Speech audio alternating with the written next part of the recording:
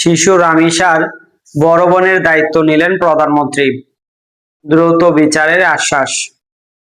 রাজধানীর পল্লবীতে হত্যাকাণ্ডের শিকার 7 বছরের শিশু রামিসার বাসায় গিয়ে পরিবারকে সমবেদনা জানিয়েছেন প্রধানমন্ত্রী তারেক রহমান।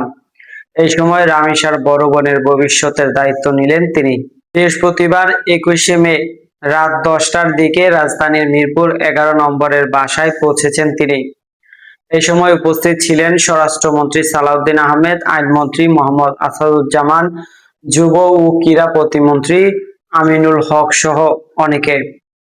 জানা গেছে, প্রধানমন্ত্রী রামিসার পরিবারের সদস্যদের সঙ্গে সাক্ষাৎ করেন এবং তাদের সান্ত্বনা দেন, দ্রুত বিচারের আশ্বাসও দেন তিনি। এদিকে প্রধানমন্ত্রী সেখানে পৌঁছানোর আগে রামিসার বাসার আশেপাশে নিরাপত্তা জোরদার করা হয়।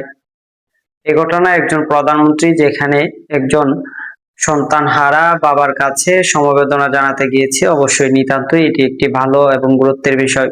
তবে এর আগে এমন ঘটনা ঘটেনি যে কোনো প্রধানমন্ত্রী বাদীর বাড়িতে গিয়ে এমন সান্ত্বনামূলক বক্তব্য দেবে।